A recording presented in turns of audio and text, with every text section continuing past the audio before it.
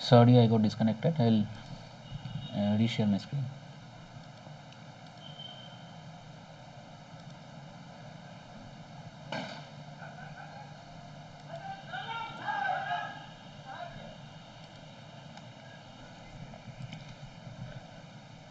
I think my screen is visible and I'm audible.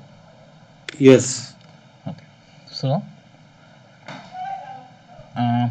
these are the parts of the closed loop control system, obviously, and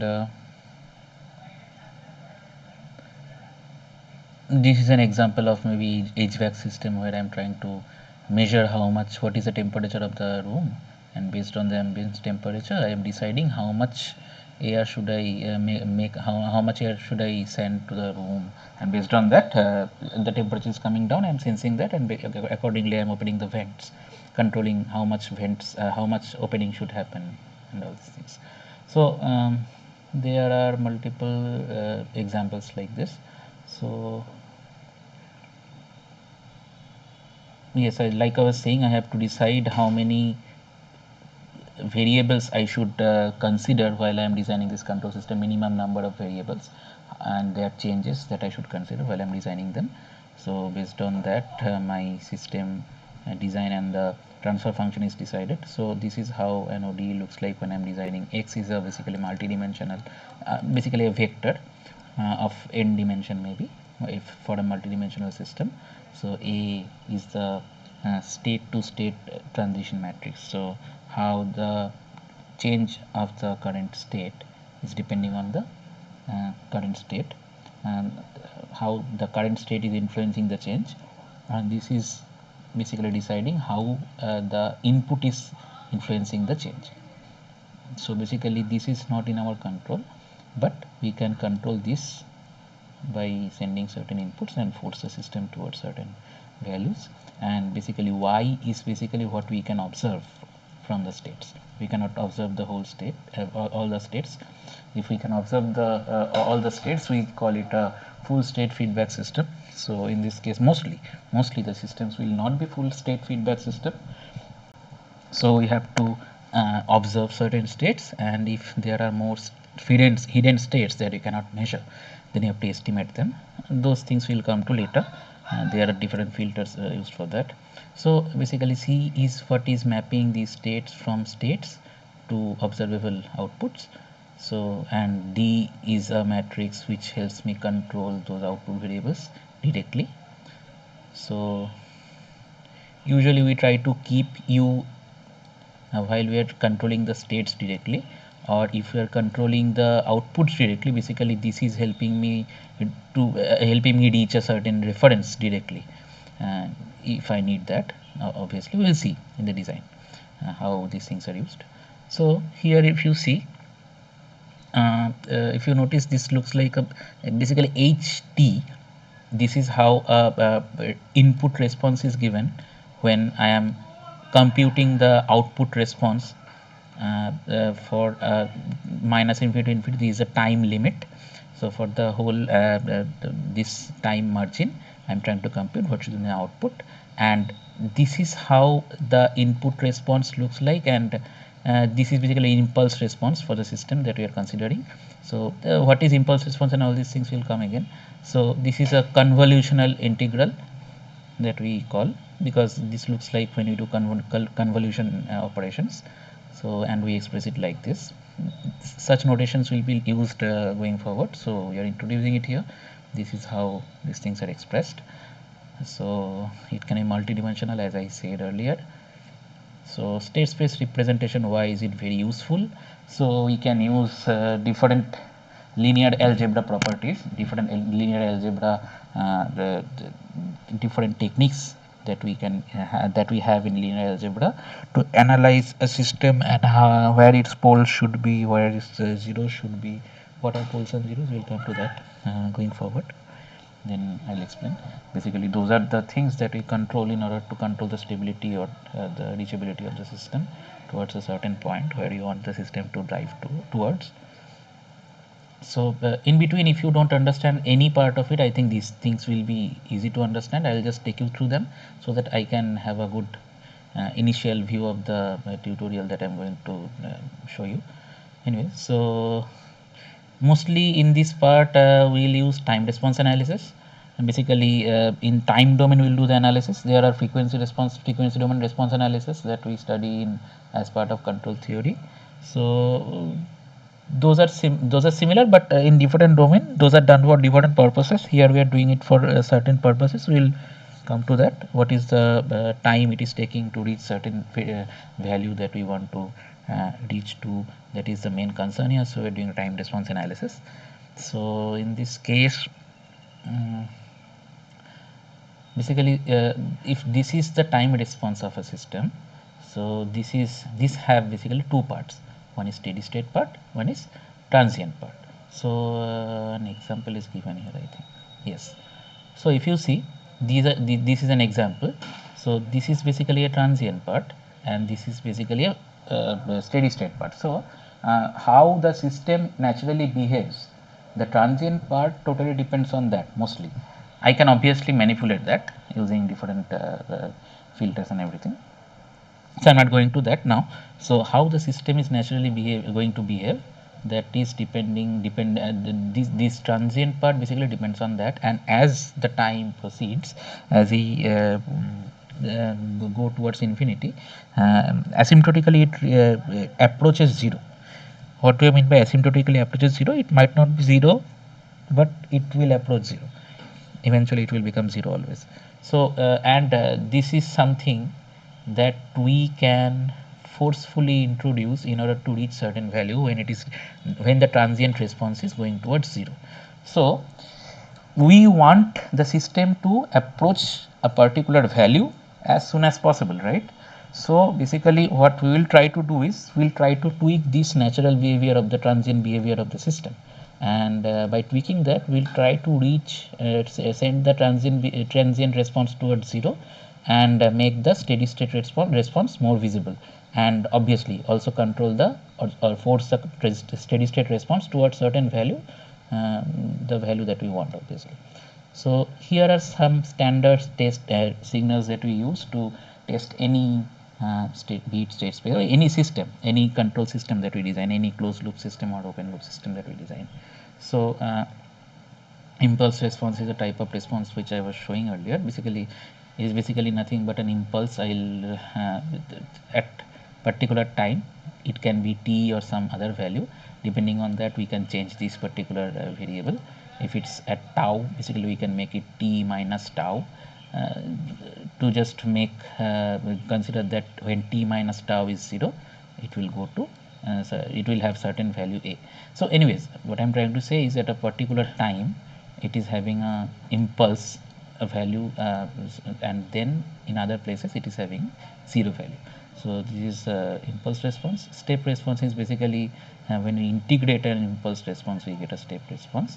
So basically when we find a derivative of this, basically we are trying to find step response. Is basically first thing is at a certain time, usually it is 0, it can be again at tau.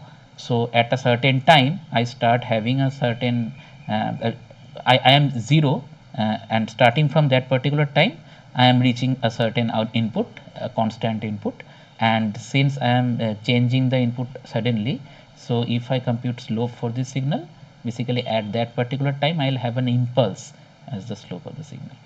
So again we have ramp signal. Ramp signal is gradually increasing, so basically it's linear to time, and again as it's gradually increasing, its slope will be constant, right? So its slope is basically like an unit step, not unit step. Unit step is something when the step function is having 1 as the constant value.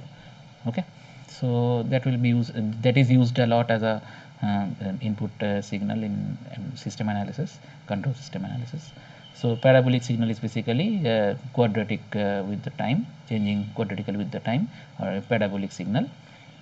Basically if you notice that its slope is gradually increasing and its slope looks like this only. So anyways, they are connected. Yeah, what I was saying exactly. So how these four signals are connected. And yes, so usually if we analyze them in Laplace domain, they are easy to analyze. Why? Laplace domain means whenever we are multiplying, basically Laplace domain is helping us understand whatever signal we have in time domain, how can we express that in terms of exponential. So basically, whenever we are trying to find out how a signal is behaving, maybe consider that we have a signal in xy plane, and that signal is like f of x, y equals to f of x, and we are trying to find out if I multiply if I consider, instead of x I consider 2x, I scale it up, and instead of y if I consider 2y, then how the scale of the function will change, how the function will change. If I want to analyze that, that will be changing of the from xy axis, we are changing to 2x 2y axis, maybe we are multiplying with 2 and finding out how the function is changing. Similar way, we are basically changing the axis, changing the domain. Instead of xy domain, we are going to e to the power, if we were in t, and now when we are mapping these signals, we are in the time axis, with respect to time axis. Instead of doing that, we are basically going to plot them with respect to s axis. What is s? S is basically exponential, nothing but e to the power minus st, where time is changing linearly and s is changing like this. Basically, we are dividing the signal with e to the power st. So we are trying to find out what are there with respect to, when we are finding trying to find out with respect to e to the power st. So basically, what does that do? The intuition is very simple. Since all these signals are in ODE form, like because the system is changing as an ordinary differential equation, so those are hard to analyze. We have to solve ODEs and stuff. But if we analyze them in Laplace domain, they become linear, right? So one level of derivative takes us to a linear equation. So we'll see that eventually. So obviously, this delta s in Laplace domain, this impulse response becomes a, it's a constant. So and step response becomes a by s, and this becomes a by s square and s cube likewise. So relations remains the same among them in that domain as well. Like if you integrate, if you do a derivative, you get the similar change in the signals. So yes, now when we are computing the transfer function is nothing but how much we are transferring from inputs to outputs, how we are amplifying the input and transferring that amount to the output. So that is what we are computing in transfer function. So this is how a closed loop transfer function is picturized. Basically, this is the reference signal that we are sending. This is where we are comparing between the what we are getting and what we are supposed to get, and this is the error that we are computing and sending inside the system. This is basically the open loop system transfer function, and this is basically a feedback transfer function that we are adding to do something. Obviously, to do something in this case, as I was telling, we'll try to minimize the transient response, and we'll try to approach towards a certain value. So while doing that, how to do that and all these things, we'll eventually come to that. For that, we need to understand about full poles and zeros.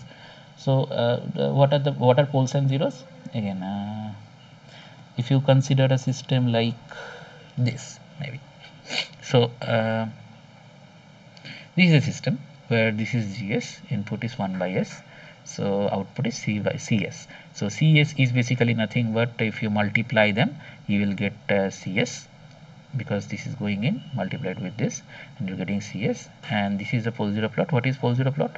So again, there are two things: forced response and natural response. Natural response is something like how the system originally behaves without this, without a forced response, forced input. So in that case, basically, if we multiply, we will find out that this is how CS looks like. And again, everything is happening in Laplace domain now. We are not considering time domain. We'll see how it works in time domain as well, with respect to how it is working in Laplace domain. So in this case, as you see, zeros are basically the roots of the equation that is there in the numerator, and poles are basically the roots of the equation that is in the denominator. So the idea is simple: whatever sends the system transfer function towards 0. So I transfer no part of the input towards to the output, and those are found and understood by zeros, and poles are basically how I can infinitely multiply the amplify the input signal and transfer to the output. So by controlling the poles we can basically damp the input signal or damp the system. So we'll see. So but this is how we express in time domain. If this is something this is a CS output that we get in the Laplace domain, this is how it is interpreted. If we do backward inverse Laplace transformation, then we'll get something like this. So this means basically this is the steady state part like we saw earlier, and this is the transient part, right? So we are forcing it to reach towards certain value that we want, and this is how the natural response is. Notice that here we are not having any feedback, so basically we are letting this natural response be like this. So this is basically an input that we are directly using to manipulate the output. It can be multiplied with D and input to, like we are having the A B C D matrices, right, where D was directly amplifying the input signal and sending it to Y. So it is like that only. Okay, so yeah, given that,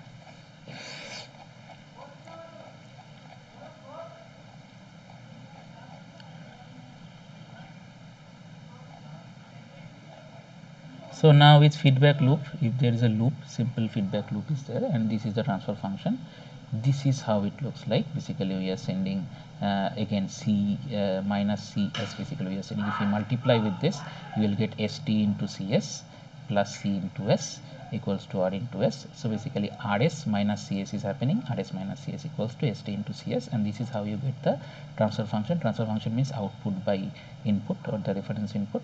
So basically this is giving you the transfer function, and this is like this in this case. So whenever you will be having a feedback, so some constant part will come below, basically along with the usual open loop transfer function, and if you have some other gains here, accordingly this will get modified, right? So basically if you see now, as we are changing the feedback loop, adding a feedback loop and changing the if we change the feedback gain, going forward we'll see we can change the feedback gain, and based on the change in the feedback gain, basically we can manipulate the pole of the system, right? Because pole means what? The roots of the denominator. Okay, right? So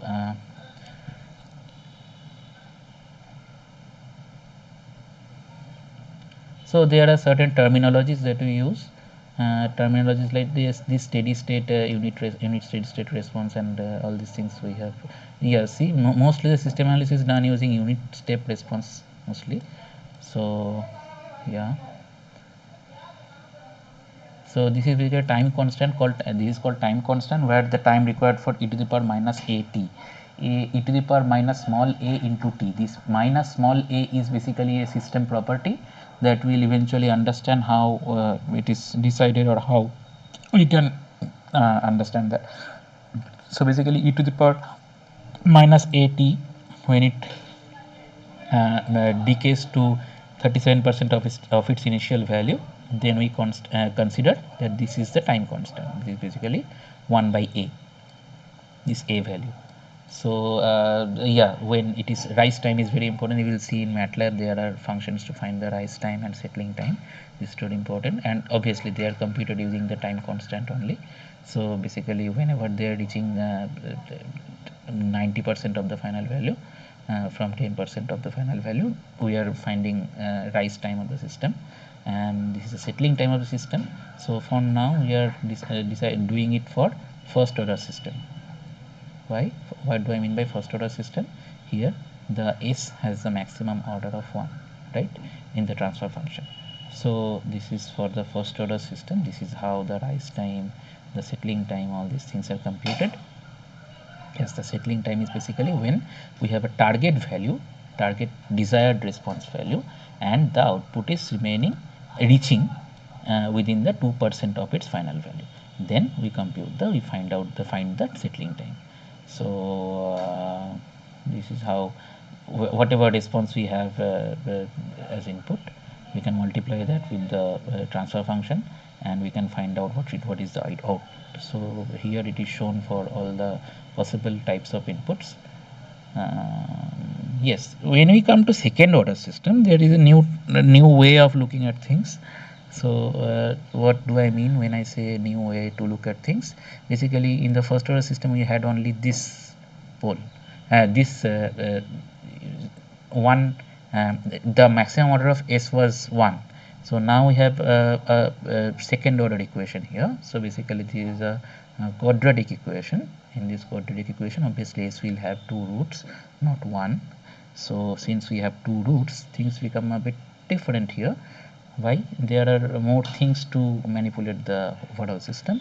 So in this case, if we can express that whole equation in this form, basically we consider this as a natural frequency of the system. When we are not damping the system, this is how the system naturally behaves. Okay, and basically this is something that we introduce by ourselves. How much should we damp the system in order to reach where I want to reach without oscillating too much, without we'll see how does it look like. So um, obviously the roots can be computed like this, and these roots will help you understand what is the poles of the system, because the whole thing is in denominator, right? So how by changing the poles we can change the system behavior. So that is what is shown here. So if damping is 0, then basically system is oscillating in its natural frequency. I am not damping the system at all. So generally what happens is the poles have there will be, if I have a pole in the positive side of the complex axis in the S plane. So in the S plane, there S is expressed as one real part. S has a real part and a complex part. So when I am computing, doing a Laplace transform, basically I am computing e to the power, dividing the whole signal or the whole expression by e to the power st, or I am dividing it with e to the power minus sorry, I am multiplying it with the e to the power minus st. So e to the power minus st is basically, S is basically this sigma plus j omega. So this omega is actually responsible for the frequency, how the as we get a pole, a pair of poles in this axis, and more they go further, no, so their frequency will increase, you will see. So but this is basically a real part in the S. The real part of the S is responsible for forcing the response to become damped. Okay, so this is how we can interpret, one way to interpret S in this case. So there are other ways to interpret it, and obviously there are other transformations like Laplace transformation, Fourier transformation is there. So in that case you will see we'll only consider omega. So those are basically similar to this, and those theories also come here, come from this Laplace transform as well. So anyways, I'm not going to those. So the thing is, what I'm trying to say is basically if I damp, if I don't damp, they oscillate, the system response oscillates in the natural frequency. If I damp, they will be damped towards certain values, and where the pole will reside, that I can see from here itself. This is where the poles will reside. Okay, now if you consider this is becoming 0, so you can understand that this will be the only thing that is left, right? And this into I, obviously, because square root of minus 1 will be there. So your poles will be coming here, and if you consider any value within 0 and 1, then you will see there will be, it will be some value, but not in this axis, but somewhere in the left. Anyways, so if it's 1, it's critically damped, obviously. So you will see the poles are basically coinciding, right, on this axis. So both the poles are same, because the imaginary part is becoming 0, so the real part is coming at play. And if obviously it is greater than 1, it is over damped money, we are damping it more than we need to. Basically we are putting force more than we need, and that is helping me damp the system without even oscillating, starting to oscillate or something like that. So yeah, the poles will be accordingly placed in the real axis again, as I was saying. So this is how the damping is changing and the system response is changing based on that. So this is this is having the same description as I was trying to make you understand with the example how it behaves. Yeah, in this case this is how settling time and the rise time, all these things are computed. Same I mean the same idea when you are reaching from 10% to 90%, that is rise time. When we are basically reaching settling time is basically when it is a desired value and I am within the 2% of it. So these are the having the same idea. So peak time is something like when there is an overshoot. What do I mean by overshoot? Overshoot is something like the maximum output that I reach. So when it's oscillating, so it will first go beyond the desired value, and then it will again come back towards the desired value, since I am trying to damp it. So this is how we compute peak time for a second order system. So I am not going into the derivation of it, but it's pretty straightforward. You can get it in any control system book, and the book that is referred as part of this course as well. There also you will get. I think Rajiv Balud's book is referred for this.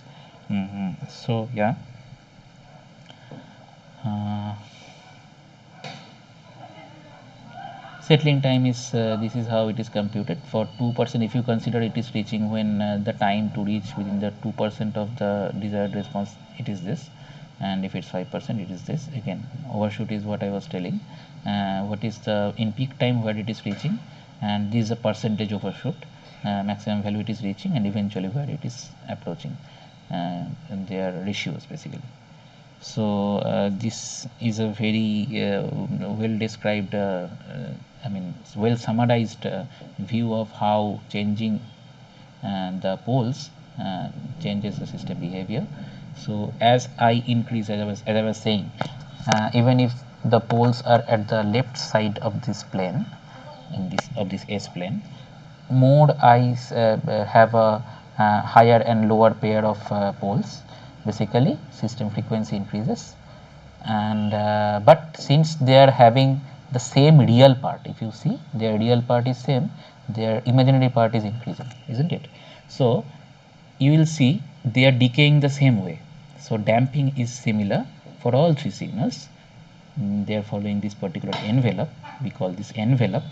They are always staying within this particular envelope. Envelope is as having a constant exponential decay. Exponential decay means e to the power minus s into t. That s minus s into t is basically how we do Laplace transformation. What is the coefficient of s is helping me decide how much decay I am having. So yeah, we will come to that. So here if we are increasing the real part, as you can see, same frequency, but we are basically damping it more. And now if we are increasing both, as you can see, if you are increasing both, then the damping is also increased, and but they are having a same overshoot, as you can see. So overshoot is not controlled by these poles. That is what you are trying to say. Even though you are improving the pole placements, we are sending it to even further in the left side. We are having the same overshoot.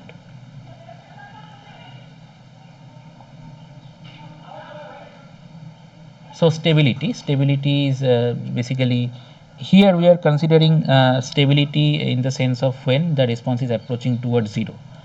So when the response is approaching towards 0, when it is becoming stable. Now depending on different inputs, we are understanding when it is becoming stable, or the response may diverge, then we are calling it unstable. When it is oscillating in its natural frequency, we are calling it a marginally stable. And yeah, how changing the poles affect this stability, this is explained very nicely, summarized very nicely in this picture. I think this is pretty understandable, so I will not be explaining it much. We will go to the example directly now, because I think we are up to the speed to understand the example now. We have all the elements to understand the example now.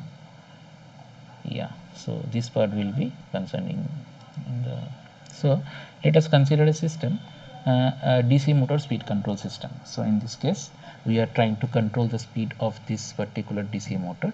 So this particular DC motor has this whole circuit has different elements, like this resistance and this inductance. So each of them, the elements are described here. Now, so what are we trying to change here? So in this case, we are trying to change the rotational speed, control the rotational speed of the shaft. Shaft mane whatever is connected to it, to the motor. So we are trying to change the speed of that shaft, and to change that, how do we express it? So basically we do equate the forces that are acting in the rotational axis, and when I am computing forces in the rotational axis, obviously I will need to consider the torque, and based on that, I if I apply Kirchhoff's voltage law in this whole loop, I get these two equations. Basically, I am equating the voltages that are going through this. So whatever voltage that is going through this resistance, whatever voltage that is going to this inductance, and whatever this is facing, and this is a supply that I am getting. So if supply is represented by the voltage capital V, this is something that I am getting in input, and basically I am trying to find out how much voltage am I applying on this motor to control its speed. So to understand that, J is basically a moment of inertia that is helping me rotate. So if I am multiplying, so theta dot is rotational speed, theta is the angle with which angle the shaft is having with respect to this wire when I am considering. So with how much angle it is making while it's rotating, and what is the speed of changing the angle is the angular velocity, and how fast that change in angle is happening, that is basically angular this is how I am computing the overall force. Okay, so this is basically the acceleration, angular acceleration, how fast the angular velocity is changing. So and this is basically something like a friction coefficient, you can say, while it's rotating, since there is it's a shaft, right? So it is touching the armature, so there is a friction due to that, and K is basically the electromotive force constant that is multiplying with the current, and it is telling me how much it is affecting the this rotation. So this I am getting from the Newton's second law, and this is what I am getting from the Kirchhoff's voltage law. How am I getting that? Basically I am trying to compute the voltage, so I know through this the voltage is R into I, and through this the voltage will be L into di dt, and since I am rotating with theta dot speed, and K is something that is electromotive force constant, so this is something like generating a back EMF kind of thing. So it is reducing the input voltage that I am trying to put. So due to this rotation, this is what I am not able to achieve, this is what I am not able to see and distribute between these two. This is how much I am consuming for the rotation. So this is the equation that I am getting. Now given these two equations, how do you design a state space system? So for that, since I have to consider this as an ODE form, in an ODE form, so first thing that I do is I consider two states here. What should be my two states? If you see, I am trying to control this particular thing, right? So velocity, so theta dot is what I am trying to control, right? So I will try to consider how theta dot is changing. Theta dot can be one state that I consider, and along with that, if you see this equation already has something like di dt. So current is something that I have to also control, right? So that is another considered to be another state. So since I have to express this as an ODE of two particular variables, so I see that it is that this is something that I need as a state. So this is derivative of that particular state, and change in this particular state is depending with respect to the state in a linear way, right?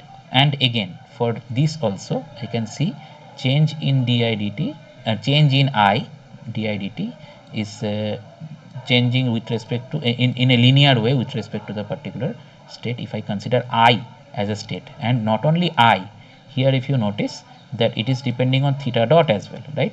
Again here also you see it is depending on I as well. So from these two equations I can find two primary variables that are change of which are already present in this equation. I consider those two as my states. Okay, and since what I can change, that is what is in my hand, is the voltage supply, how much voltage supply I can give. So that is my control input. We consider what that is my control input here. So if you express the equation in this form and this equation in this form, basically you get something like these two, and if you merge this equation and this equation, you get something like this. So is this understandable, how I am getting this from this? Hello?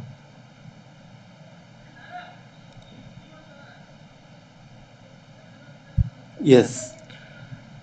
So yes, so this is basically the A matrix that I will be considering, and this is the B matrix that I will be considering, and this is the C matrix that I will be considering. So, and why this is a C matrix that I will be considering? Because this is something that I wish to observe and control. I don't need to control this, I don't need to consider this as an output then. So since I am considering a speed DC motor speed control system, so this is what I am considering as an output. Here in this case 1 0 is the C matrix, and B matrix I am getting from those equations of the system itself. So consider the following values of the constants. Fine. And comment on the stability of the continuous time system. Now we have seen how can we comment on the stability of a system. So how can we comment on stability? So if we put the values here, this is what we get. So from this, how can we compute the stability of the system? So when we are trying to, basically this is what, when we are getting an equation like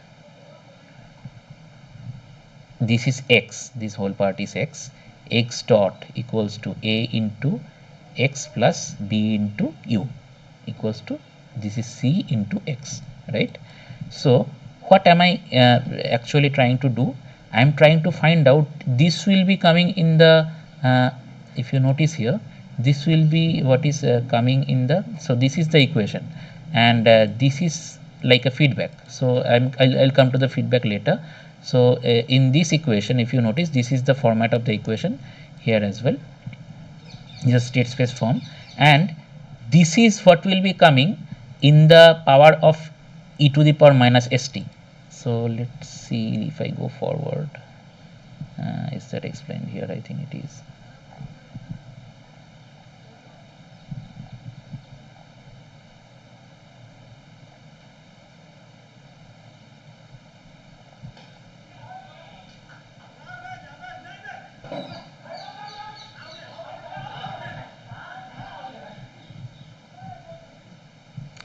So if you see, this is how the equation looks like in the Laplace domain, right? In Laplace domain, this is how RS looks like. So basically, depending on this, what are the coefficients of this? We are basically trying to understand, make sense of what should be my characteristics of the system, stability of the system, how should it change the stability of the system. So basically, if we express that in time domain with respect to time derivative, then it is expressed like this in state space form. Now this A is basically coming okay, it is not mentioned here, but what I mean to say is the poles of the overall system is basically controlled by this eigenvalues of this particular matrix. So why it is like that? I think it should be mentioned here.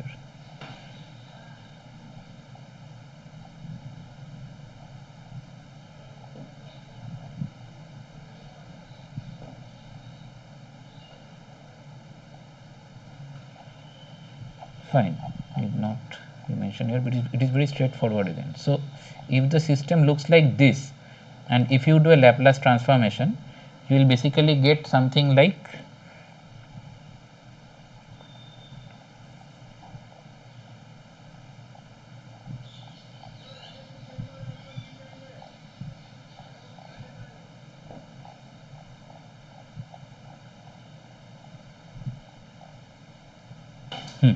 so you will get something like, here you will get an A. The A matrix will come here actually, and this is considered, this is not S. If dimension of A is n cross n, then S is multiplied with an identity matrix of dimension n cross n. So you will get an A here. If you see, you will be multiplying with e to the power minus as, and if you do it by Laplace, make a Laplace transform, you will get something like s plus a. So I into s plus a. So what I am trying to say is, this a should be having its eigenvalues in the left half plane, because we have seen whenever the eigenvalues are in left half plane, whenever the poles are in left half plane, the system is stable, right? We have seen from this, yes, from here we have seen whenever they are in left half plane, they are basically stable, right? Whenever they are in the right half plane, they are basically unstable. So if they are having only real parts, then obviously they are very well damped, they don't have any frequency, and if they are having some imaginary parts, then there will be some oscillations, but more they are on the left side of the plane, more damped they are. So this part is understood. Why I am considering the eigenvalues of A to understand what are the how the system stability is affected. This is the logic behind that. That is understood, right?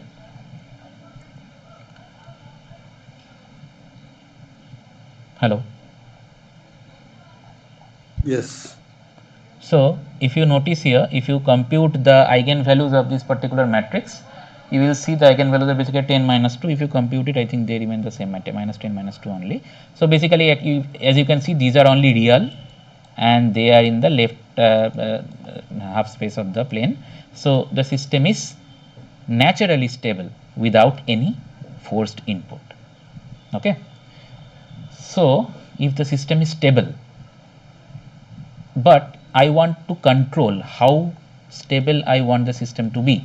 So if I want to place the poles at minus 12, then basically I have to design a feedback. What is a feedback?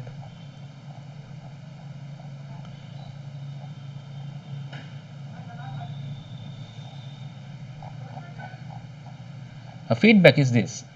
So as I was showing in the last diagrams, whenever I am having certain gain in my feedback loop in the closed loop system instead of open loop system, this is how the system looks like.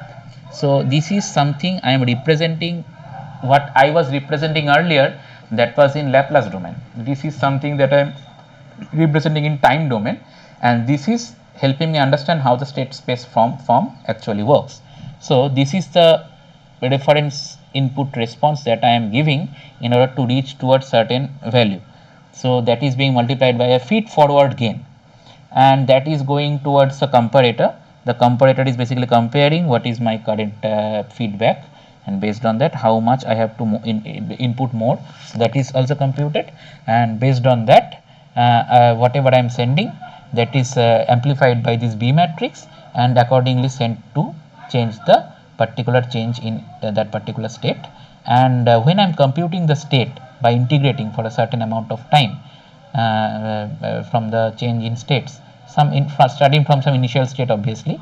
So at t equals to 0, whatever x value was there, from there how much change I am observing, if I add that multiplying with that respective time window, I will get what is my x currently. So we will come to this equation later.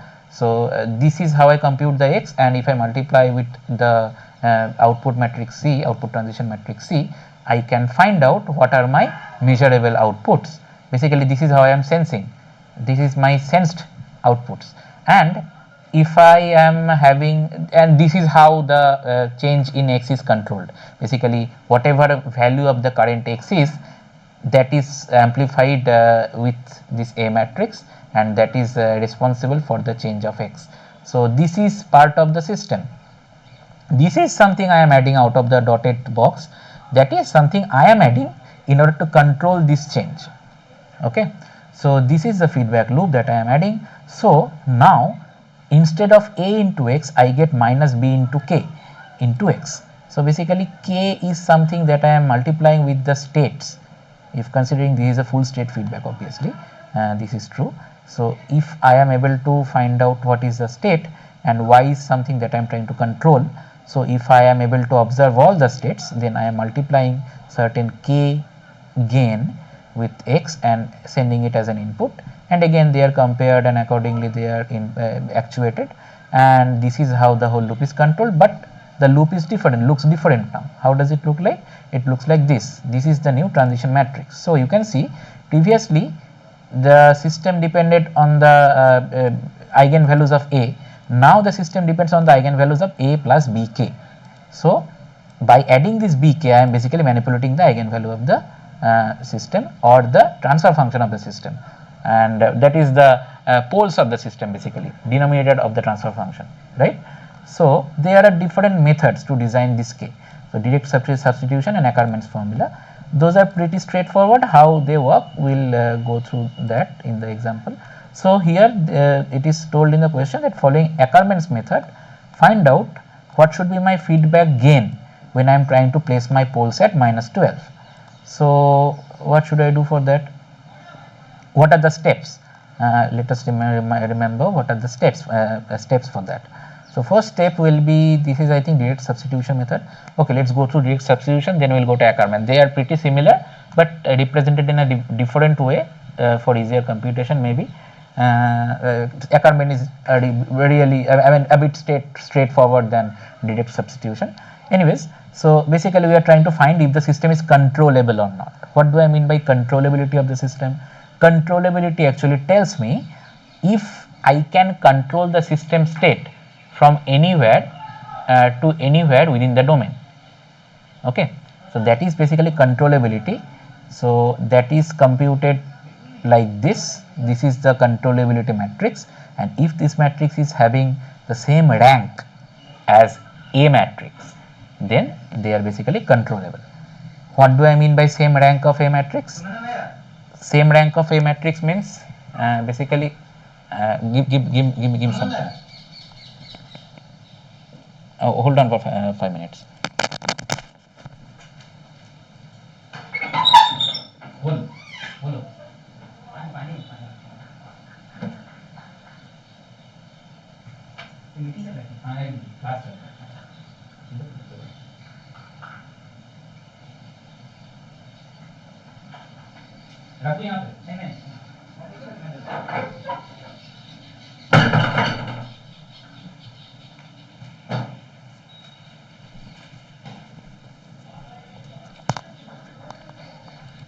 So yes, where was I? Yeah, so this is where my controllability matrix looks like. So rank of the controllability matrix means if I have a 0 row or 0 column, based on that my rank will increase or decrease. So if this controllability matrix is having no 0 rows or 0 columns, basically all the columns or zeros have non-zero values, then basically I can not reduce the number of rows or columns. Then I can control all the states. That is what it signifies. If the ranks are same, that means I can control all the states of the system. That can be concluded by observing this particular controllability matrix. This is I think explained later as well in the lecture. So yeah.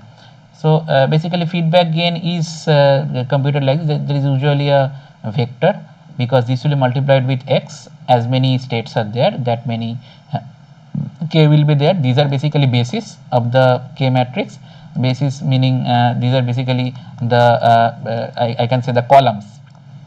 So if I have only one input, I have only one instead of a column. This is basically a particular value. So this is how it looks like, and in this case we are equating it with Si minus A minus Bk. So why? Earlier it was Si minus A. As I told you, what is the eigenvalue of this? If Si plus A, this is the state transition matrix, when this is coming in the e to the power si minus a, that is what coming in what was coming in the transfer function, denominator of the transfer function, if you remember. So this is where I am deciding that eigenvalues of a should be chosen carefully, so that I get a minus value here. If I get a minus value here, then basically I am damping. So in this case, since I am adding a more extra feedback, so this is becoming a plus, basically si minus a plus bk, that becomes si minus a minus bk. So so this is the desired characteristics equation. So if I have all these values, for this corresponding value I will have a certain equation from this. So and along with that I will have an equation from these particular pole values that I am desired to have. So this is something that I will get from here. This is something that I will get from my desired poles. As many states are there, that many poles will be there. So if I am telling I want to place my poles at minus 12, that means basically both poles at minus 12.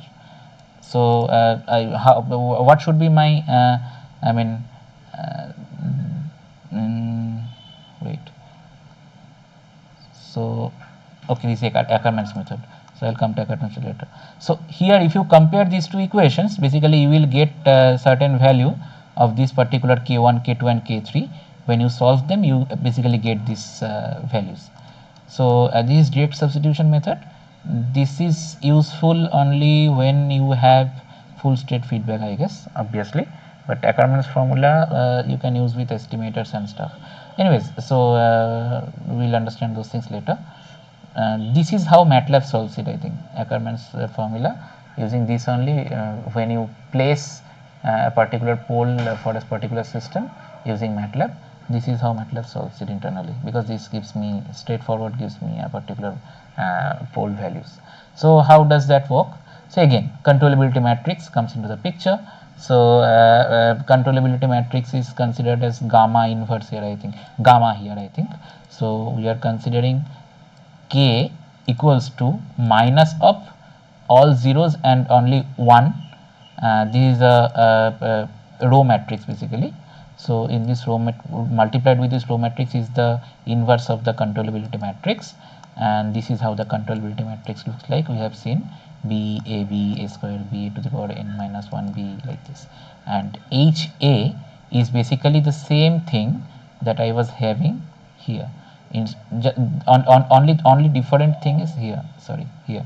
So only different thing is it is changed a bit, like a minus lambda I. So basically these are the when I am trying to find out the eigenvalues of a, this is the equation that I solve, right? So this is the characteristics equation for the matrix A when I am trying to find the eigenvalue for the particular system given an eigenvector. That is basically the x value that I am considering for any x value in the domain in this case. So basically the poles are at these values. So these are the variables that I am trying to find out in this case. And now let's see how do we do this. So in this case, no, let's see in this example only. So in this case we can find out that this will be my controllability matrix, because the order of the system is 2. So this will be my controllability matrix. Controllability matrix will be of the same order or the same rank, as I said, if up to that order. Basically if your system order is 2, basically you have to go up to a to the power n minus 1 if n is the order of your system. So if that matrix is having same rank as A, then you can control all the states with a single control input. As many control inputs are supported by B, obviously. So yeah, in this case I think one control input, because B matrix is having this dimension 2 cross 1, 2 cross 1 meaning only one input is supported, because we are multiplying U with this. So if we put this in this equation, what do we get? We get this is the again characteristics equation of the A matrix. So basically this is what it looks like in this case. So characteristics equation, how I am getting this, basically I know where the poles will reside, and based on that I'm computing this, and this is what I get. And if I compute this side of the, because this side of the things are, these things are already known to me, so if I compute them, I get this equation, and from this equation I compute the k value. Is this understood?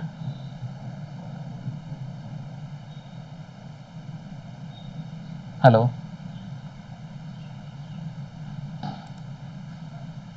Hello sir, is this understood? So that means what we have controllable matrix inverse is we have to multiply at gamma inverse, no? Right, 0 you are right, you are right. to inverse we have to keep there. Yes, you are right.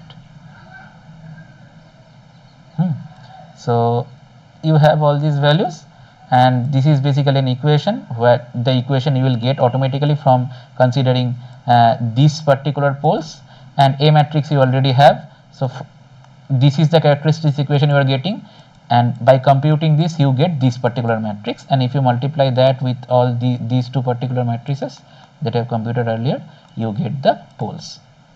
Is this understood? Clear? Yes. Fine. So now let's discretize the system. For this we have to go to the next lecture. I'll quickly summarize what is there in the next lecture and try to solve the system, solve the whole problem. Should we take a break for 5 minutes? Yes. Okay, fine. So let's come back after 5 minutes. I'll keep the screen shared. Okay, 25, 425 or 424. Okay.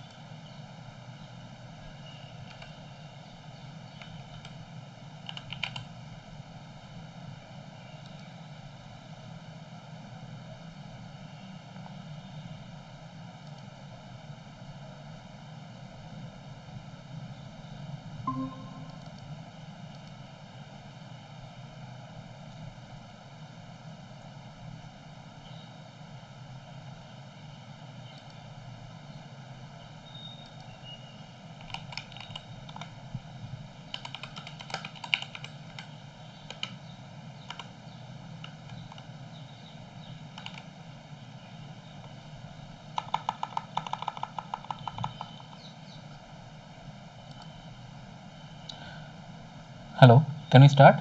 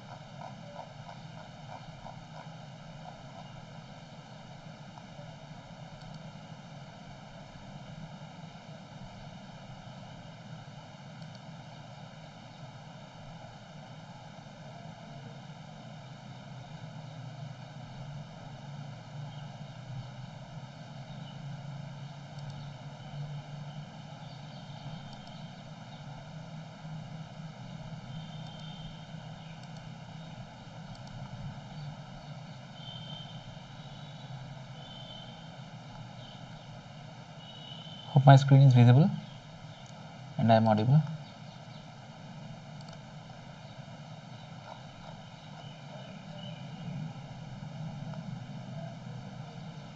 Yes. Okay, so we reached where we designed a continuous time control system, feedback for continuous time control system, feedback gains. Now, usually, whenever we are designing any computer control systems or physical systems, those are basically where their controllers are basically designed in discrete time. So we need to understand how should we discretize the system. Again, that is very simple idea. Instead of sampling continuously, because continuous sampling is not possible when we are imagining something computer controlled, because in reality we cannot sample continuously. Obviously we have a particular processor speed, the processor can attain up to certain frequency, and obviously it will have to share that resource with others in the who are also using that particular processing bandwidth. So based on the processor speed, we decide how fast can we sample, and that is my limitation, my system design limitation. The system itself requires a certain amount of frequency in order to behave well. So that can be easily found out by deciding what is my discretized A matrix. My continuous time A matrix we have seen. How does that look like? If I discretize the system, how does that A matrix look if that A matrix is giving me a stable system?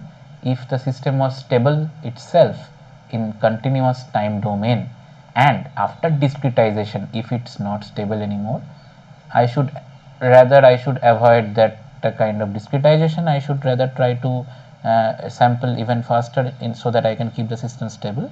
That will be my objective. But if I add a feedback loop, if I find out that it is okay, I can control the system is stable by adding a feedback loop, then it is fine. I can control that system with delayed sampling also. Anyways, so we'll come to that. So this is how the same block diagram that we saw in the last lecture, that looks like here. So this is a continuous step system. Here instead of sampling the sensor outputs continuously, we are sampling them at certain time points that we denote as tk.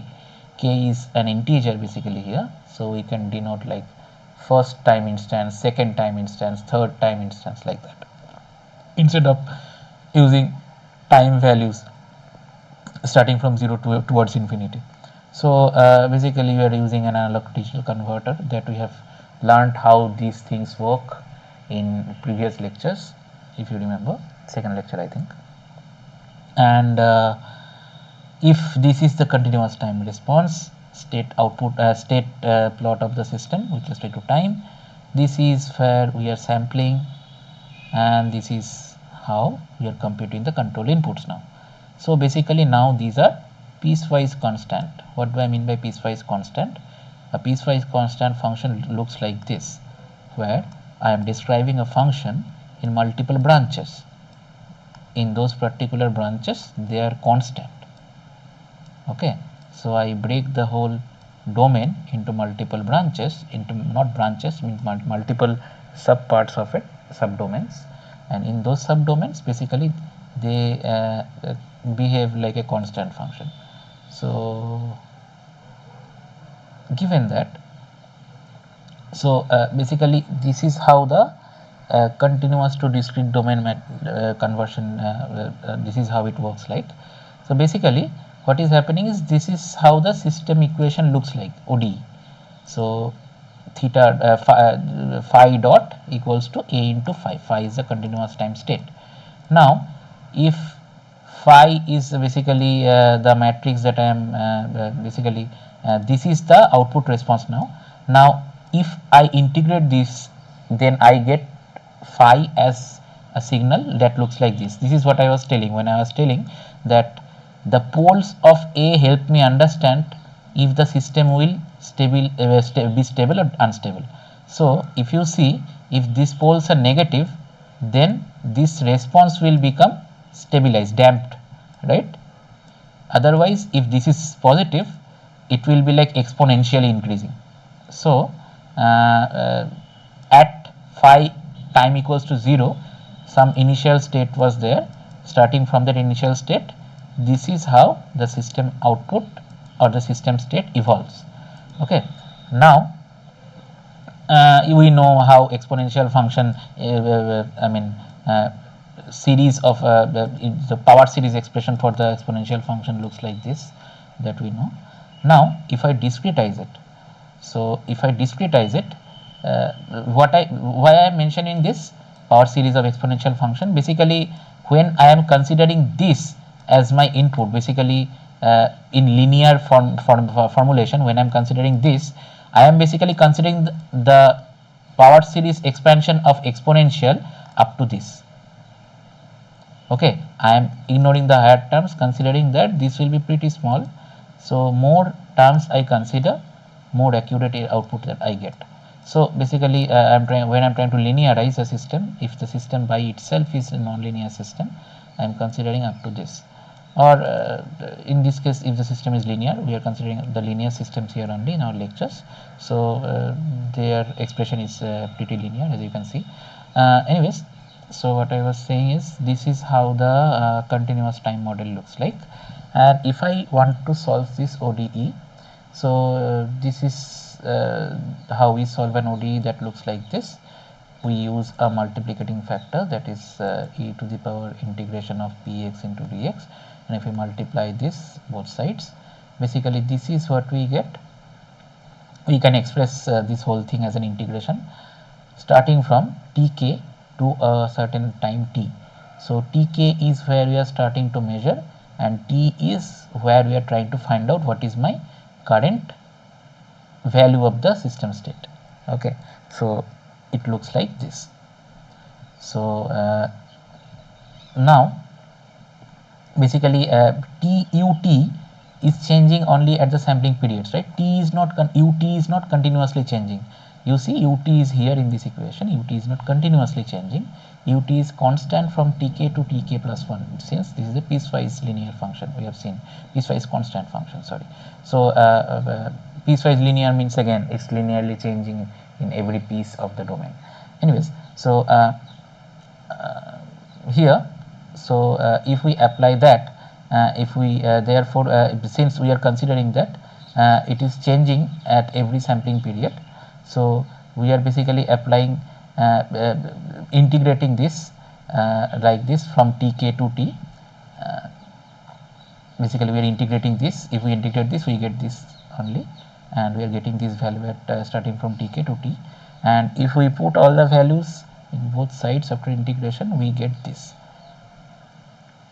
This is the equation that we get. Okay, so based on this t value, this is if we have the value of the state at tk time and we have the value of the input at tk time, this is how we compute xt. Is this understood?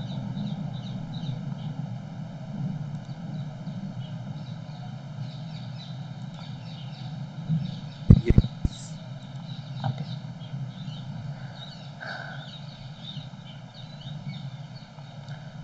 So here we consider that h is the time quantum that we consider. Time quantum, this may be abusing the term quantum here, but what I mean to say is if we consider h time duration as my unit time step, then basically I am considering after k time units, I consider express the time as tk.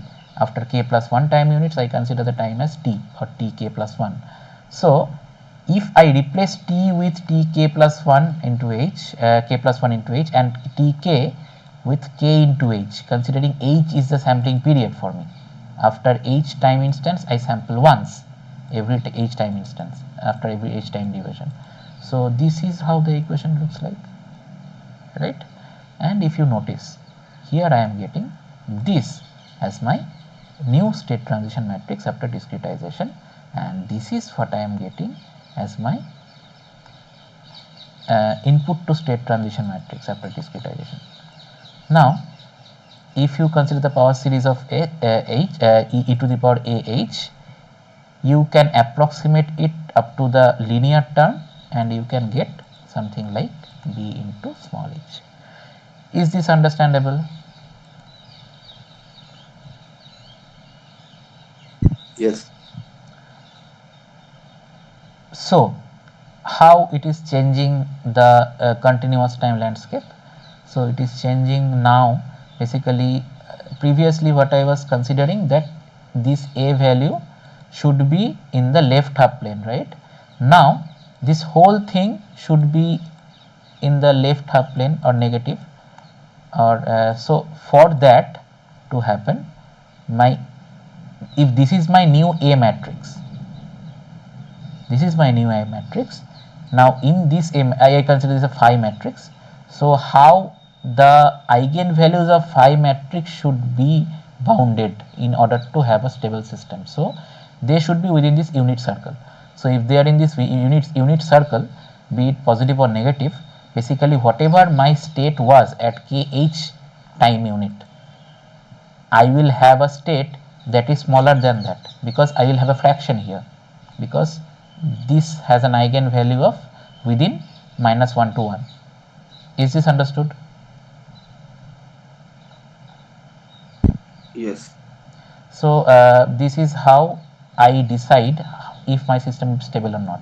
So if it is reducing the previous state, and gradually I am decreasing my transient response and I am reaching towards a certain value. And how do I control that certain value? I can control by changing the B matrix, and changing the B matrix meaning since it is discretized now, that depends on B matrix. So this is how I express a discretized equation. Instead of using t, I use at k plus 1th sample and kth sample. So basically these are not ordinary differential equations anymore, these are called difference equations. Okay, so recursive equations. Why recursive? Because x is using its own value from the previous iteration, so these are called difference equations. This is a difference equation, this particular equation of x, I mean. So yeah, so this is how the input looks like now. Control law looks like this now. So along with this, if you notice, I am adding something like this. Why I am adding this? Basically I am trying to design this u with respect to a changing reference. If I have a feed forward gain matrix, if you remember the diagram that I drew in the last slide, we had the diagram. See, here we have a feed forward matrix that is basically having certain R value. Based on that, it is changing the input, and whatever input that I am giving, it is comparing this input with this and accordingly, or adding, basically adding this input with this and sending this. So basically what is happening, why there are these two parts of the inputs? If you remember, in this, where I was showing the forced and natural response of the system, there were two parts, one was forced, one was natural, right? So this is responsible for the changing the natural response, and this is to force the steady state output towards a certain value where I want the system to be. Is this understood? These are the two parts. Yes. So this is the purpose of designing K and F. So till now I have learnt in continuous time how to design K. Design of F is pretty straightforward, nothing fancy. So we'll see. Yeah, controllability and observability, I think, is there. Yeah, both are there. So an LTI system is considered to be controllable if any initial state, from any initial state, a control input can be designed which can take within a finite time towards another system state within my domain. So this is what I was telling controllability is. So controllability is something like helps me understand with these many inputs if I can control all the states towards any value, starting from any value within the domain. That is what helps me understand if the system design is okay. So this is what helps me understand if these many inputs are sufficient. Minimum these many inputs I will need definitely in order to control the system state, all the system state, not the system state, all the system states from certain value to certain some other value. And how do I get that controllability matrix? That is explained here actually. So if obviously this is done in discrete time, this is done for discrete time A and B matrices. So discrete time A matrices are expressed with phi, and discrete time B matrices are expressed with gamma. So basically phi into xk plus gamma into uk. If you take that to another even further, so basically you go to a k minus 1th instance time step. So if I take it to k minus 1th time step, then basically another equation you have to you will get for xk equals to phi into xk minus 1 plus gamma into uk minus 1, right? Now if you put that here, you will get this equation. Now if you put that for multiple iterations like this, so eventually you will get for if you go up to 0th iteration, you will get something like this. So phi to the power k plus 1, phi to the power k gamma, phi to the and in the end you will basically get phi to the power k minus 1 into gamma square, something like that. It will increase like that, and eventually no, phi to the power k minus 1 into gamma, like that it will keep on going forward, and this is the last term that we will get with phi. And after that, when I have uk multiplied, I have the normal term gamma here. Here phi has a order of 0. So this whole matrix that I am getting, if I consider all the states starting from the 0th instance to kth instance, basically I will get something like this. So basically this is what is changing my system state that I had at 0 time unit. At 0th time step, whatever value I had, this is how that particular value is changing, and this much value is reflected in the k plus 1th instance. Now rest of this part, if you see, these are all dependent on my inputs. How the input at 0th time instance is affecting this is the multiplier in this case, and how eventually how the input signals in the later time steps are affecting my current system state. Those are governed by these particular matrices. If I consider this as a maybe a row matrix, it will not be a row matrix. If this will be a basically column vectors in this matrix. Anyways, so basically this is n cross 1, and this is basically n cross m. If I consider there are m inputs, So basically you will get an n cross m matrices like this. Anyways, so this will be your overall controllability matrix, considering these are all your inputs. Is this understandable? Yes. So this equation has, using the linear algebra, obviously we can state this will have a solution if and only if this has a full rank, full row rank, meaning dimension of x will be similar to the dimension of this. Okay, so this is called controllability matrix, and this is what we use to understand if these many inputs are okay to control these many system states. So idea of controllability is somewhat clear, why and what we are doing with this. Hello. Yes, yes. Okay, fine. So observability is basically it's dual, but yeah, like I was saying, whether the input is rich enough to determine the state. So observability is basically it's dual. So it's looking at it in a different way, totally in different way. How?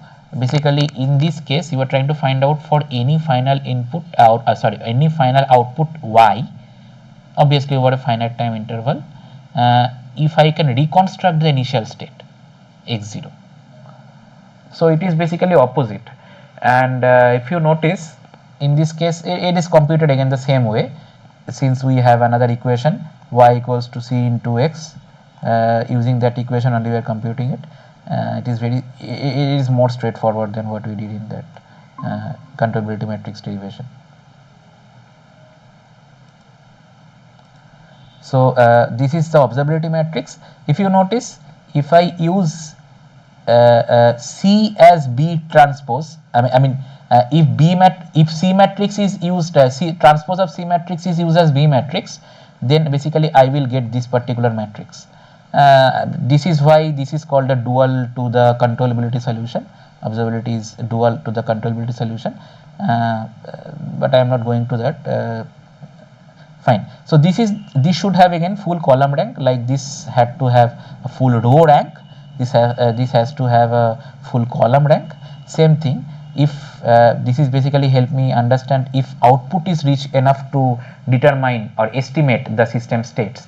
This is needed. This is highly required when we are not getting a full state feedback. Basically, we cannot observe all the states, but we need to estimate the states in order to compute the control signal, but we can observe a few number of states only.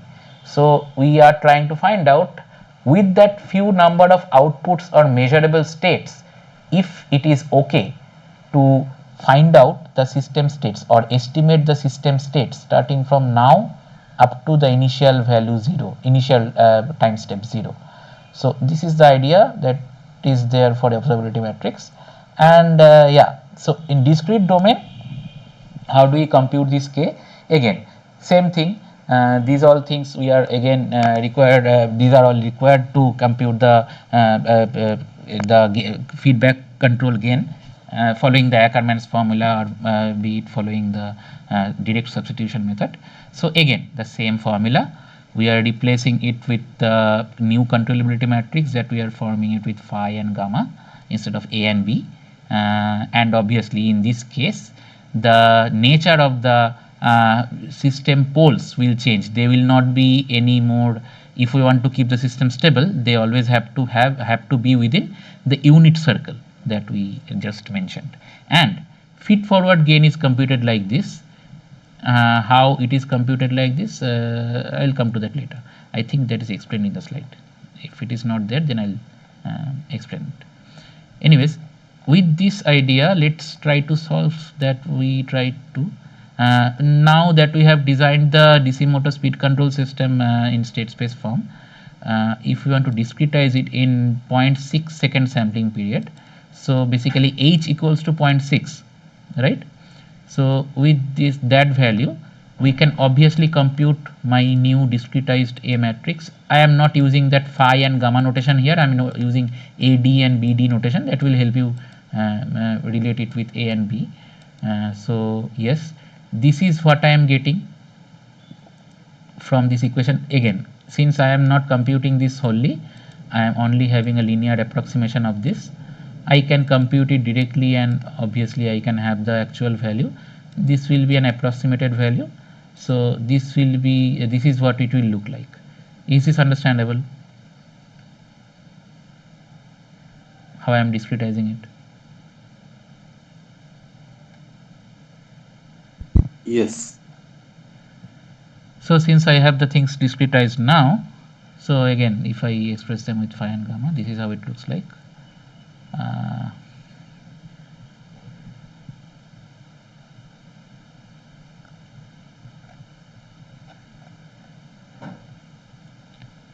so now having this phi and gamma, first step is controllability check.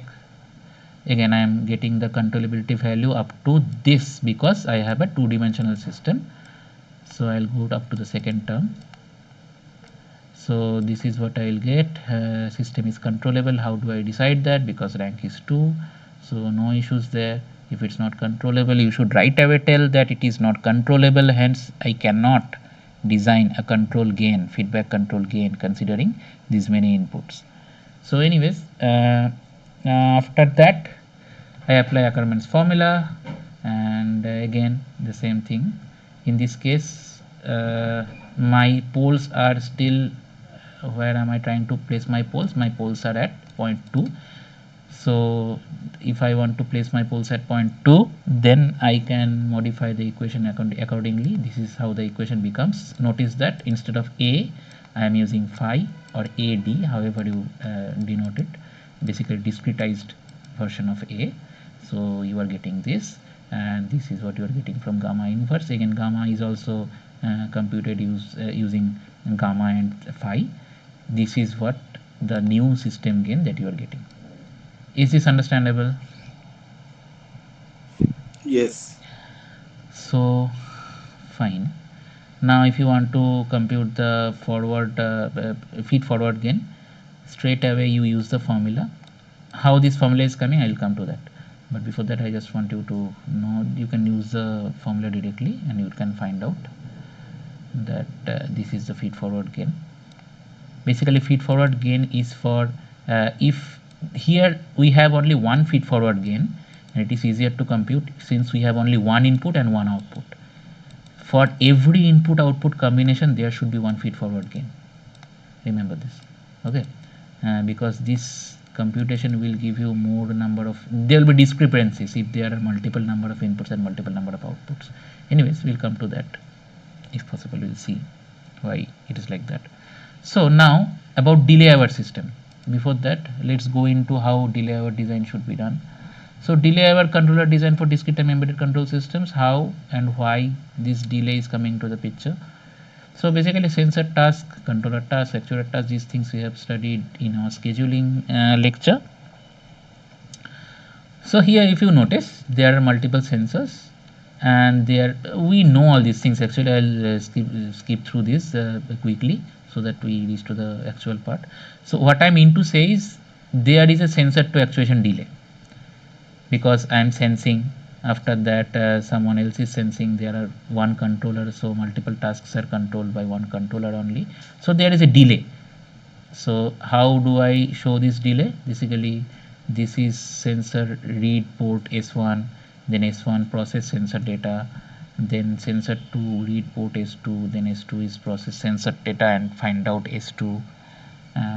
This takes some time.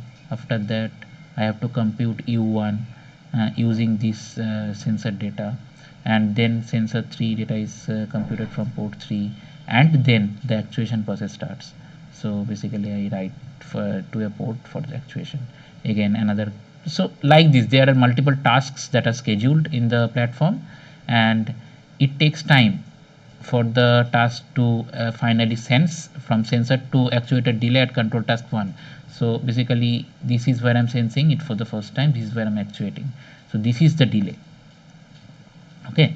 And if this is my periodicity or sampling period for that particular task, if my delay is less than this, then I'm actuating within this sampling period. So my objective is to actuate or sample the sensor data once every sampling period.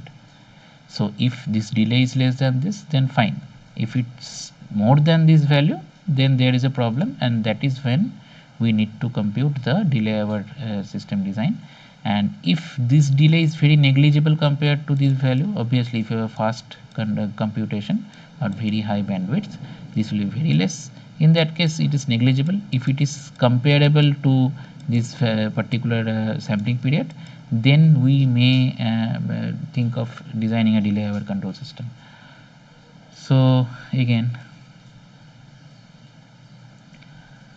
this is like control task with constant delay sensing, and this is what when it is actuating. So this is a constant delay that I am facing in every sampling period. So we talked about this, I think, weekly hard deadlines, which relaxes a few real hard real time constraints. Basically, you are telling that hard deadline means basically there is a hard deadline within which you have to definitely finish or definitely actuate the control input. And weekly hard deadlines means basically task is allowed to complete late, or task is aborted at the deadline. In case I am not able to actuate in time, I will abort that task. So basically continuous time model, I am considering ZOH sampling. ZOH means basically zero order hold. Zero order hold means basically zero order means first order, second order, like that. Zero order. Zero order is nothing but within the sampling period, like tk to tk plus 1, during the each duration, I am using the constant piecewise constant input value. I am not changing that input value. So that is why zero order hold. Or when I am considering sampling the system output or the system sensor measurement, I am keeping it constant for the whole sampling instance. So yeah, and in this case we are considering delay is 0, negligible. But control design based on discrete time model, we are doing that. We have seen how to do that. Now case A is when this delay is less than h sampling period. So in this case basically you are good to go actually, but if we consider constant delay is happening, so in that case I need to consider, see, in this case what is happening, I think TR is response time, is it? Let me see.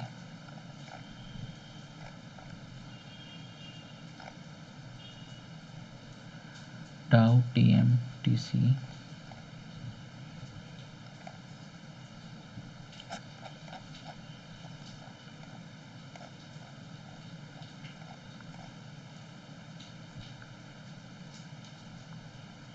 So TK plus DC.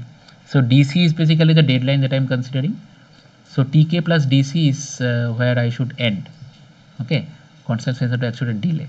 So sampling period is basically TK plus 1 equals TK plus H, that we know already. Now TRK plus 1 is basically TK plus 1 plus DC.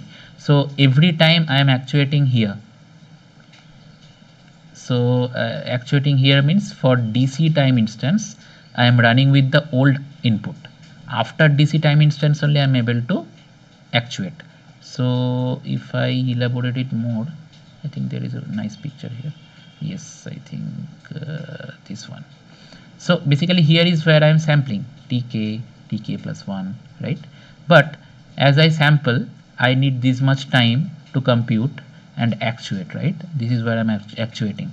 So if I actuate here up to this time period, so this is basically the control task that is preempted by some other task, and that takes time to finish. If it's finished, then I am able to actuate. Maybe actuating here, is there another picture regarding this? No.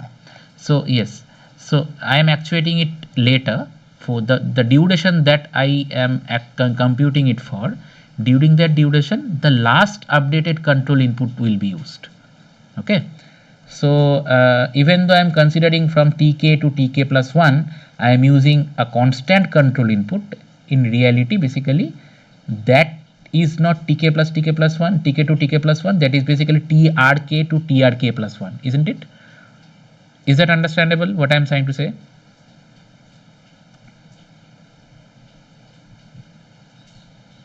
If not, please let me know. So TRK is where I'm actuating. After DC, DC is the deadline between which I am trying to actuate, and from here to here it takes time for me to compute the next control input. So for this time period I am using the last actuated control input that I have actuated here. Is that understandable? Yes. So there is a delay. If you see, there is a constant delay, right?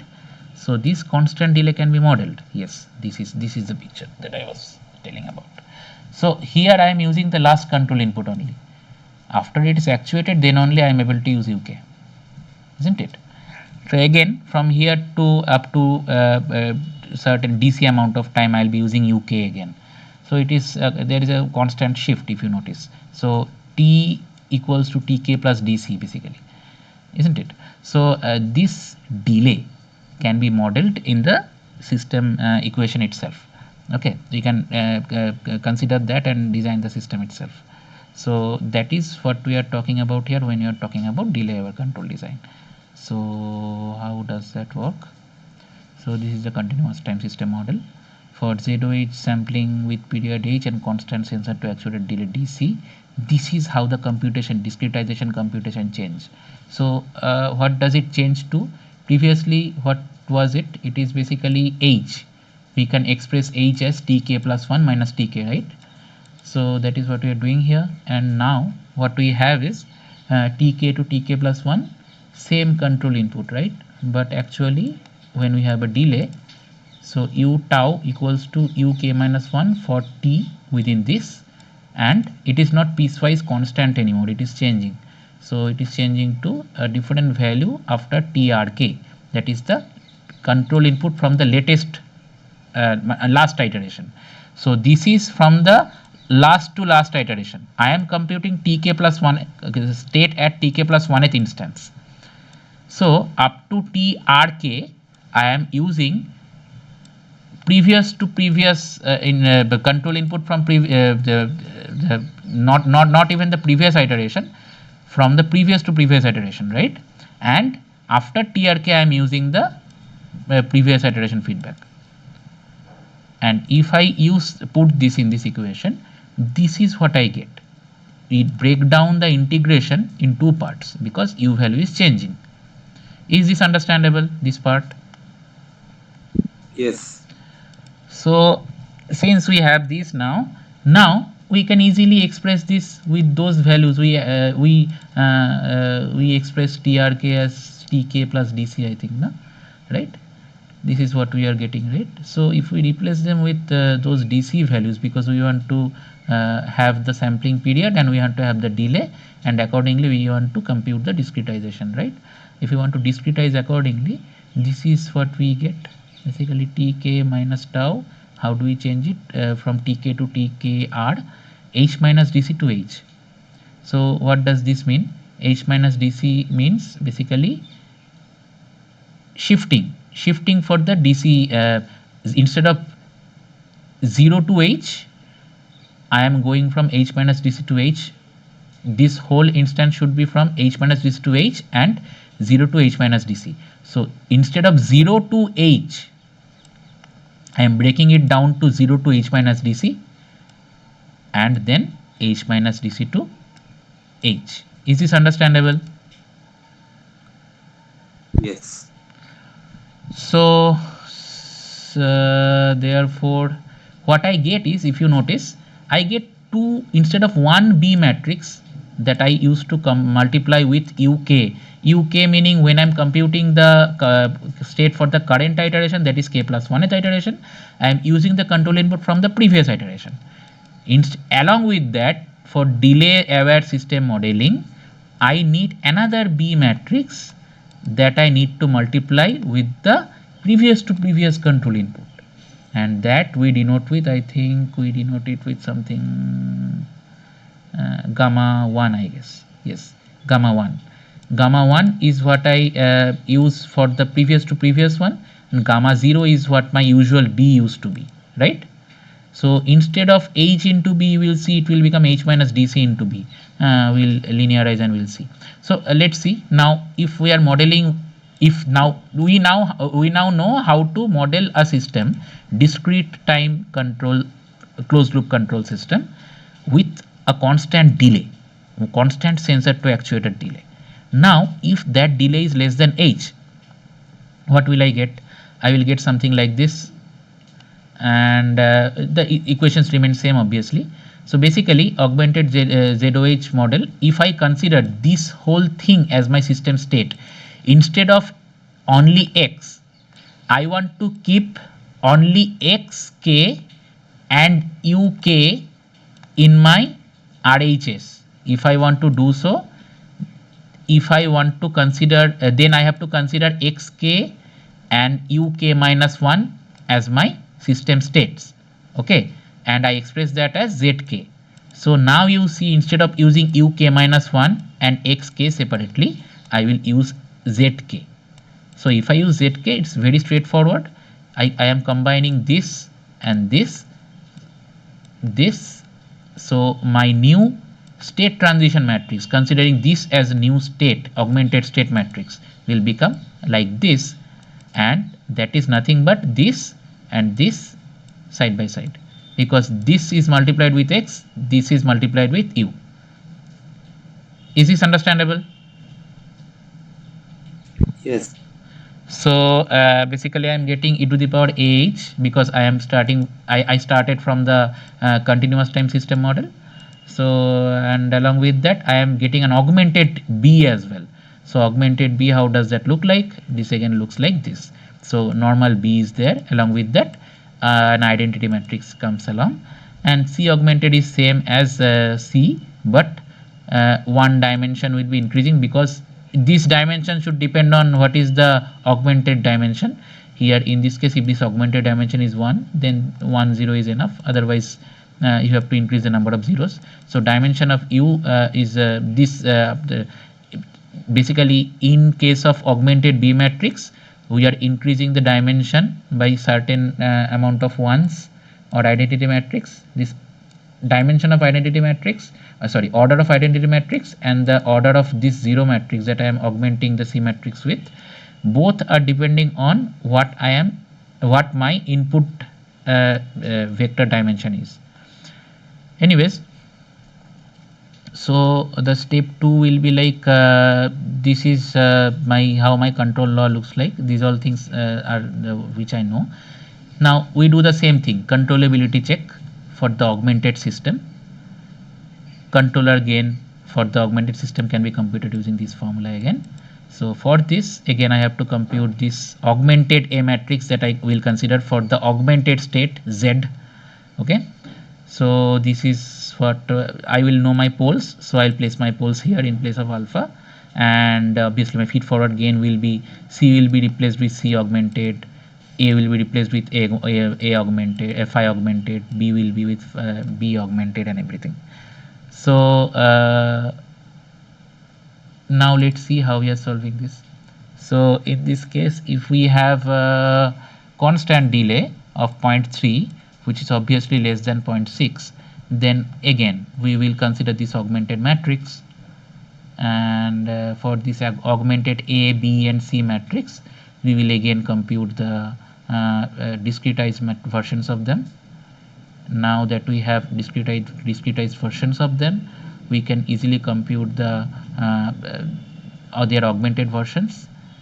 Now their augmented versions are there. Now I have to place the poles at 0.2 again. Yes, yes, please. I cannot hear you. Is now 3 by 3 matrix. How it is 3 by 3 matrix? Okay. Yes. Okay, I'll explain again. Do you remember that we augmented the state with uk minus 1? Understood. Now we have 3 sampling k minus 1 and k plus 1. No, not k minus 1 and k plus 1. So my dimension, my order system was of second order, and input is of single order, one input, right? So now my augmented state matrix is of third order, right? Now since it is third order, my new A matrix will also be of third order, 3 cross 3 matrix, right? I am just simplifying the operation since I have two B matrices here now, but I don't want to deal with these two B matrices, so I am considering one B matrix in one state transition matrix itself. Okay, so same thing I do here. Give me a sec.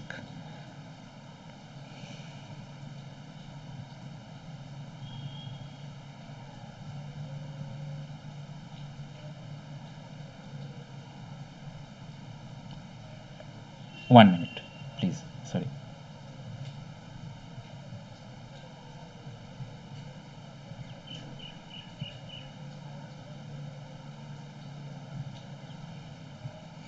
Yes. So hold on. Sorry.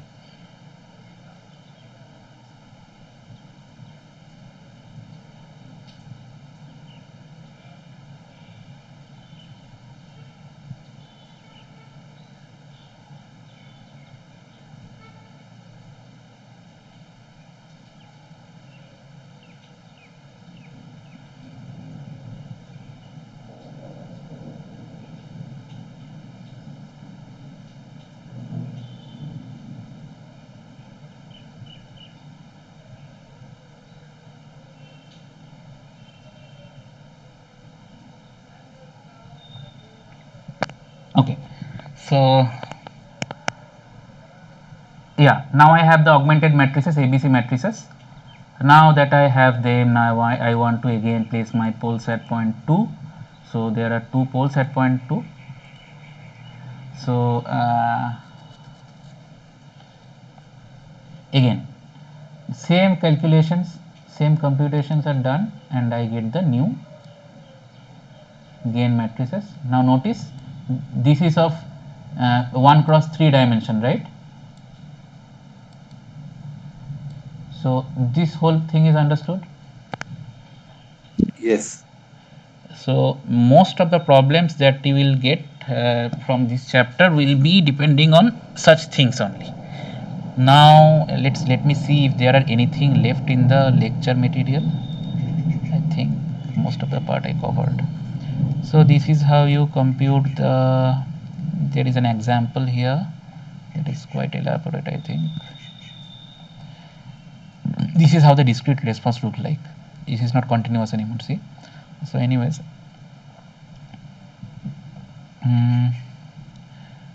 here are some examples in the slide itself. You go through them, that will be helpful. Here for certain delay, how the system response changes, that is it is there. I think I have the MATLAB script for it. If you want, I can show it. Anyways, feedforward gains, feedback gains, these are again another things. Now if you notice, after ignoring the effect of, yes, if I ignore the effect of delay and design the system, then this is how the response looks like. I have the MATLAB script for it, you can see. I can show it also if you want. Effect of delay on stability or performance. These parts are again very straightforward, but there is a nice thing here that depending on the delay, we can use certain strategies here, you know. So this is something interesting. People research on these topics very frequently, how soft weekly hard deadlines can be used to design real-time OS control tasks for real-time OS and all these things. Anyways, so basically I can kill the control task if there is too much delay, or I can strategically drop certain control tasks to accommodate the current one. Okay, so there are different ways to decide which one to drop, which one to kill, and all these things. So here is an example. If you see, consider there is a control task, time control task executions is this. There are two control tasks, one security task. So this is, I think, duration. So these are deadlines you can consider them as your periodicities, and these are priorities. Now if you get a schedule from this, you know the periodicities, you know the execution times, you can get a schedule, right? this can be formulated, right? If we were told that you are following an RM scheduling policy, you can formulate this, right? Hello. Yes. Okay. So if you notice, first instance of T2 misses its deadline. I think T2 had a deadline of 0.6, so it is going beyond 0.6. I think if you draw it, you will understand, or if you notice, follow the example, you will understand. So what I can do is, I can denote the deadline miss as 0. So this is how the miss hit sequence looks like. We denote it with 0 and 1. Okay, so basically this is for the whole hyper period, because this will be repeating in every hyper period. So in every hyper period, if you see, T2 is only actuated alternatively, not actuated, then actuated, again not actuated, then actuated. Okay, so if there is a delay like this, then there can be such situations. Okay, so you can design the system accordingly and you can avoid such issues. Either you design the system so that this does not happen, or what you can do is you can skip some other task that is more flexible. Maybe this is very sensitive. If you drop it, or then the system becomes unstable. But if you drop this instance of the for this task, since this is more frequent than this, obviously this is more frequent than this. Why is this more frequent than this? We know its deadline is 0.4 and it's 0.6, and it is coming 3 times in a hyper period. It is coming 2 times. So if you drop 30% of this task, maybe the and if you drop the every once in 3 executions, then maybe you can accommodate this particular task. And if you are able to accommodate this task by skipping this, then you may you may prefer to choose that. Okay, so this is part of a design that designers designers can decide which in terms of skipping task, which task can be skipped and still the stability is maintained. You can analyze that by designing the system equations, and obviously changing the delay. We can analyze that, and accordingly we can decide which is most flexible to such deadline misses or deadline skips and all these things. And accordingly we can decide that which one should I skip instead of missing deadlines, depending on the situation. So if you see this, there is something called Brannick's theorem that helps me understand what percentage of jobs can be skipped for a certain task when I have a desired marginally stable open loop system. Okay, so if marginally stable open loop system is there, then I can skip with any percentage. But if it's unstable, then I have to be I have to bind. I must bind the number of drops or number of skips. Okay, I'm skipping here maybe among 3 tasks, 3 jobs, not tasks, 3 jobs of one task in a hyper period. So among these 3 jobs, maybe I'm skipping 30% of it. So if 30% allowed for this particular system, that depends on if the system is marginally stable or the system is unstable. If the system is unstable, then if I don't bind this percentage of drop within this boundary, then this A minus BK, obviously phi minus gamma k, here I am just misusing the notations, because this is basically a discretized A matrix and this is a discretized B matrix, and this is the gain that I have designed. With this value, I can skip only minimum this amount.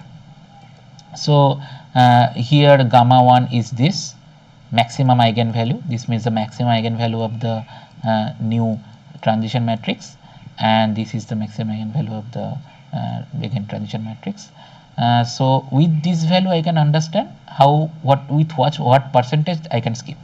So basically, if you notice this example, that this is a system.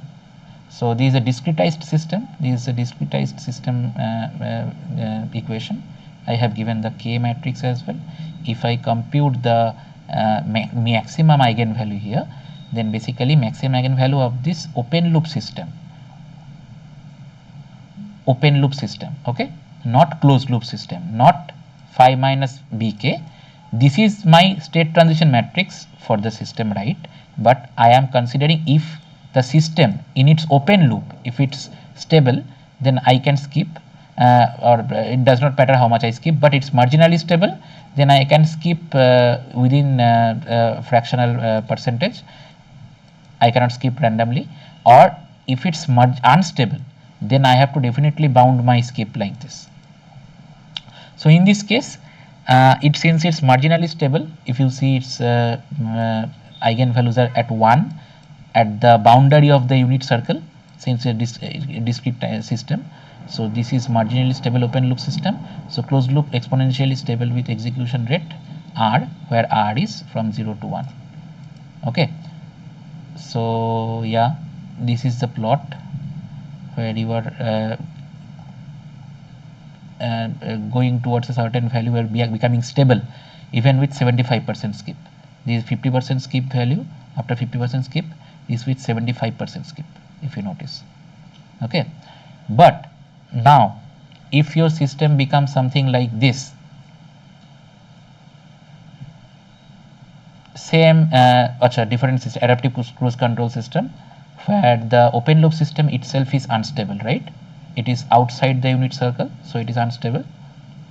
So unstable open loop, in this case system is, so these are all for exponential stability. What is exponential stability?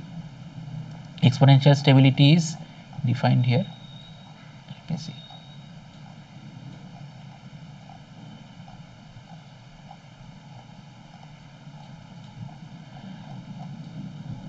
So exponential stability is nothing but when the input states are changing exponentially. The way we express the equation, like xk plus 1 should be e to the power certain negative value into xk. So in this case, if this is my open loop system, then e to the power minus values will be basically the eigenvalues of this matrix, right? Is it understandable what I'm trying to say? Yes. So then we call the system is exponentially stable with that particular rate, and that rate will be the maximum eigenvalue of this A matrix. So the maximum eigenvalue will control the behavior of the system if we consider an exponential rate for such dynamical systems. So basically now if we have a system like this, that is open loop is unstable, so we cannot skip arbitrarily, we cannot skip, the skip should be bounded, the lower bound of skip should be this. So skip should be at least r. The r is basically how, with what fraction I have to definitely execute. R is not the fraction of skip, basically R is basically the fraction of execution. So previously, if the open loop system is marginally stable, then I have to execute 0 to 100% any amount of for any amount execution I can be exponentially stable. But here I have to at least execute this much percentage, this much fraction among the whole executions.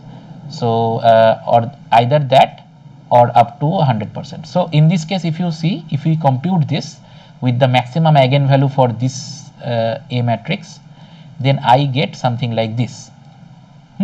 So I can skip up to 50%, not more than that. I mean minimum I have to execute 50%. That means I can skip up to 50%. 1 minus this will be my maximum skip allowed. Is that understandable what I am trying to say? Is it understandable? Yes.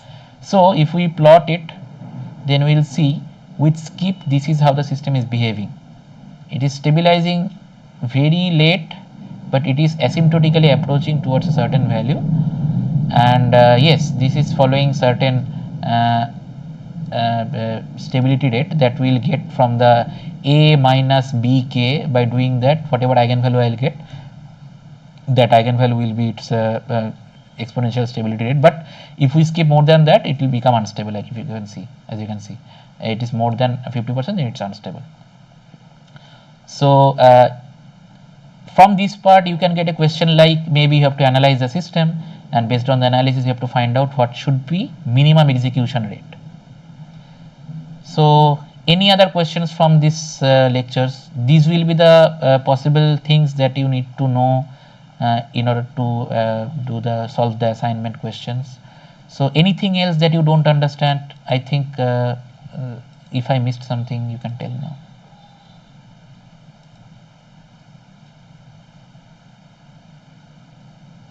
Hello, sir. Sir, we understand and it is but the problem is when we are solving the problem, I am not getting to the solution. That is my problem. I don't know others. Getting to the solution means? Say answer A, B, C, D. Na? See, we are Yes. trying, but I am not able to reach the options. That is the problem. So I mean, see, if Solution they are, is, yes. Tell me. I cannot hear you. yes, we have to solve some problems. After theories, then only I don't know others how many of Yes, I understand. That is why I am giving you this tutorial. You solve this by yourself. You solve them by yourself and see in each step your answer is matching. yes. Okay. That is what. Now I will solve this what example you have. That is why I mean arranging this live session. That is why Professor said to go through the live sessions. Last week I could not. I was not available, so I postponed it. So this week I covered both the lectures actually. Sorry for that. I No, understand no. you should practice well. But what I will suggest is, what my suggestions will be, I suggest you to go through the examples. There are some examples in the slides as well. You go through them in case I delay my live session. If I am doing my live session, I am sharing these anyway. You have the drive link, right, where I share this? Yes. Oh, you please go through those examples, solve them by yourself. That will be useful for you if you are giving the final exam. Or in the assignment, obviously. Before Solution. If yes. you give, then we will match each step. Then Yes, only we yes. will get. I will give you this whole slide. You try to solve it by yourself. Is that fine? Yes. Yeah, that is what I am planning to do. I gave for the last week also I shared the slide. Got it, right? Okay. No, I have not seen. I will see that No, now. no, you Thank you. check. I am always uploading these after teaching these. That is what Okay. that is why I am making these slides only. Okay. These slides are made for this course only. Okay. Anyways, so any other questions that I can help you with?